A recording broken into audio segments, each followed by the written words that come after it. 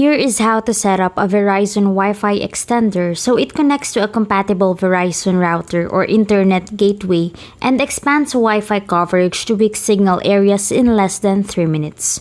Today I will show you in a step-by-step guide how to boost Wi-Fi coverage in spots where your signal is weak. First, plug your Verizon Wi-Fi extender into a power outlet close to your router. You'll see the extender power on, and after a short wait, the light should turn solid yellow. Once you're there, press and hold the pair or unified button on the extender for about 3 seconds until the light starts blinking blue. Next, go to your Verizon router or internet gateway and press its pair button within 2 minutes. You'll see both devices blinking blue while they connect. Then, wait for the process to finish. The extender should change to a solid white or blinking yellow light, showing that the pairing worked. After that, unplug the extender and move it to a location between your router and the area with poor Wi-Fi coverage. Plug it back in and let it restart. Now check the LED light. A solid white light means the location is good.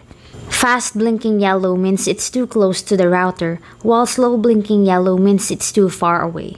Adjust the position until you get a solid white light. One important note is that not every Verizon router supports wireless pairing.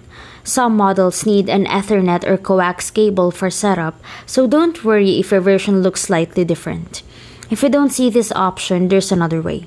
Connect the extender to the router with an Ethernet or coax cable, power it on, wait for the connection to finish, and confirm the LED turns solid white.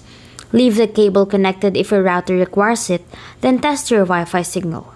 If the extender stays yellow, move it to a better location or restart it and pair again.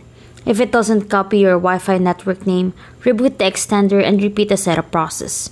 Once everything is set, the Verizon Wi-Fi extender will connect to your router and expand Wi-Fi coverage with a solid white LED showing it is working correctly. Following these simple steps makes setting up a Verizon Wi-Fi extender quick and easy.